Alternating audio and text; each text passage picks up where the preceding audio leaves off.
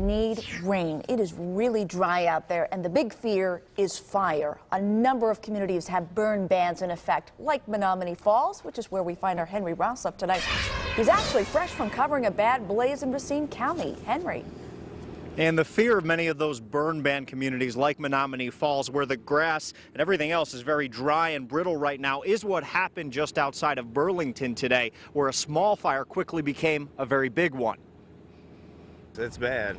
I mean, it's real bad. Kyle Tim and other town of Burlington farmers are already struggling with the hot and dry conditions this year. Hay crops ain't growing and nothing's growing. So what he sees in the distance Monday afternoon is as frustrating as it is frightening. Just a wall of flames, more or less, once it got going. And Tim calls the fire department. Chief Ed Umnes gets the call just hours after he spoke with the town board. And we did initiate a burn ban in this area. It turns out it's so dry out here, the fire actually started in a swamp.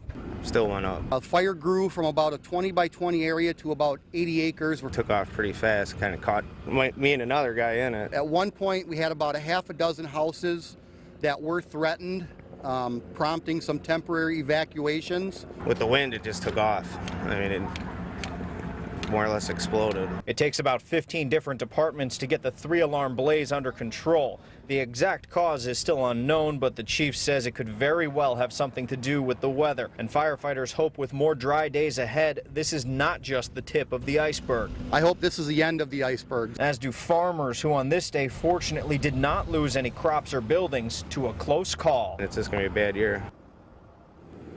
And the best way to find out if your community is under a burn ban is to call your city hall. We're also trying to keep as up-to-date as possible information on our website, fox6now.com. Live in Menominee Falls, Henry Rossoff, Fox 6 News.